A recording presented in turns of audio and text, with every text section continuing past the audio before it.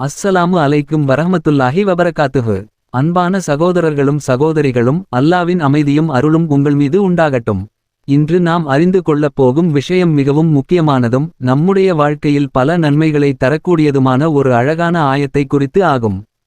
இந்த ஆயத்து நம்முடைய வாழ்க்கையின் பல தேவைகளுக்கும் கவலைகளுக்கும் துன்பங்களுக்கும் தீர்வாக அமையக்கூடியதாக பல அறிஞர்கள் குறிப்பிடுகின்றார்கள். இந்த ஆயத்து ஷுரா அல் மாயிதா என்ற அத்தியாயத்தின் 114வது ஆயத் ஆகும். இந்த ஆயத்து மிகவும் சுருக்கமானதாக இருந்தாலும் அதன் அர்த்தமும் அதன் பரக்கத்தும் மிகப்பெரியது என்று பலரும் கூறியிருக்கின்றனர். நம்முடைய வாழ்க்கையில் சில நேரங்களில் கவலைகள் வரலாம். மனதில் அமைதி இல்லாமல் இருக்கும் தருணங்கள் இருக்கலாம். குடும்பத்தில் பிரச்சனைகள் இருக்கலாம். உடல் ஆரோக்கியம் குறையலாம். வேலைகள் நின்று போகலாம். முயற்சிகள் பல செய்தாலும் பலன் கிடைக்காமல் இருக்கும். இப்படி வாழ்க்கையில் பல சோதனைகள் வரும். அந்த நேரங்களில் அல்லாஹ்வை நினைத்து துஆ செய்யும் பழக்கம் ஒரு முஃமினுக்கு மிகப்பெரிய பலமாகும். அதுபோலவே இந்த ஆயத்தை நினைத்து ஓதுவதும் ஒரு நல்ல அமலாக கூறப்படுகிறது. இந்த ஆயத்தை ஒருவர் 11 முறை ஓதிக்கொண்டு அல்லாஹ்விடம் தங்களுடைய தேவையை மனதில் நினைத்து துஆ செய்யலாம் என்று சில அறிஞர்கள் விளக்குகின்றார்கள். மனிதனுக்கு எந்த தேவையாக இருந்தாலும் அது அல்லாஹ்விடம் தான் கேட்கப்பட வேண்டும். நம்முடைய மனக்கவலை நீங்க வேண்டும் என்று வேண்டினாலும் சரி, குடும்பத்தில் அமைதி வேண்டும் என்று வேண்டினாலும் சரி, நல்ல ஆரோக்கியம் வேண்டும் என்று வேண்டினாலும் சரி, ரிஸ்கில் பறக்கத் வேண்டும் என்று வேண்டினாலும் சரி, வாழ்க்கையில் நன்மைகள் அதிகரிக்க வேண்டும் என்று வேண்டினாலும் சரி, எல்லாவற்றிற்கும் அல்லாஹ்விடம் தான் நாம் கேட்க வேண்டும். சிலருக்கு வாழ்க்கையில் குழந்தை இல்லாத கவலை இருக்கலாம். சிலர் நல்ல வேலை கிடைக்க வேண்டி முயற்சி செய்து கொண்டிருக்கலாம். சிலர் ஒரு முக்கியமான காரியம் நிறைவேற வேண்டும் என்று நினைத்து கொண்டிருக்கலாம். அந்த நேரங்களில் இந்த ஆயத்தை மனநம்பிக்கையுடன் ஓதி அல்லாஹ்விடம் வேண்டிக் கொள்ளலாம். அல்லாஹ் அருளாளன். அவன் தன் அடியார்களின் வேண்டுதல்களை கேட்பவன்.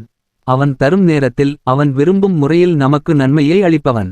இந்த ஆயத்தை ஓதும் போது முக்கியமானது நம் நியத்.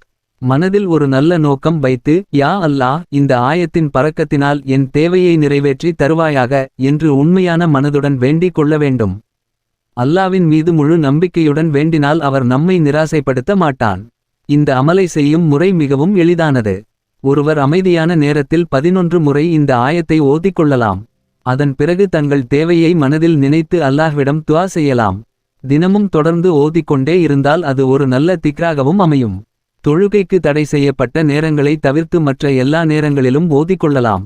பெண்கள் வீட்டு பணிகளில் ஈடுபட்டு கொண்டிருந்தாலும் இந்த ஆயத்தை மனதில் நினைத்து ஓதிக்கொள்ளலாம். ஆண்கள் வேலை செய்து கொண்டிருந்தாலும் ஓதிக்கொள்ளலாம்.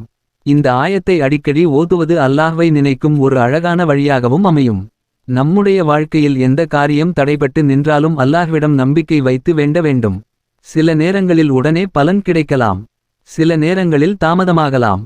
ஆனால் அல்லாஹ் தரும் நேரம் நமக்கு மிகச்சிறந்த நேரமாக இருக்கும். அன்பானவர்களே, இந்த ஆயத்தை நாம் சிறியதாக நினைக்க கூடாது. அல்லாவின் வசனங்கள் அனைத்தும் மிகப்பெரிய அர்த்தம் கொண்டவை. அவை நம் வாழ்க்கையை மாற்றும் சக்தி கொண்டவை. நம்முடைய இதயத்தை அமைதியாக்கும் சக்தி கொண்டவை. அதனால் அல்லாவின் வசனங்களை அதிகமாக ஓதுவதும் அதனை சிந்திப்பதும் அதன்படி வாழ முயற்சிப்பதும் ஒரு முஃமினின் வாழ்க்கையில் மிகப்பெரிய நன்மையை தரும். இப்போது அந்த அழகான ஆயத்தை பார்ப்போம். ما شاء الله لا قوة إلا بالله حسبنا الله ونعم الوكيل وأفوض أمري إلى الله لا إله إلا أنت سبحانك إني كنت من الظالمين سبحان الله الحمد لله الله أكبر. அன்பானவர்களே, இந்த ஆயத்தை நீங்கள் 11 முறை ஓதி அதன் பிறகு அல்லாஹ்விடம் தங்களுடைய தேவையை மனமாற வேண்டிக் கொள்ளுங்கள். அல்லாவின் அருளால் உங்கள் வாழ்க்கையில் நன்மைகள் ஏற்பட அல்லாஹ்வை நாம் துஆ செய்கிறோம். இந்த வீடியோ உங்களுக்கு பயனுள்ளதாக இருந்தால் தயவு செய்து இந்த வீடியோக்கு ஒரு லைக் செய்யுங்கள். மேலும் உங்கள் நண்பர்கள் மற்றும் உறவினர்களுடன் ஷேர் செய்யுங்கள்.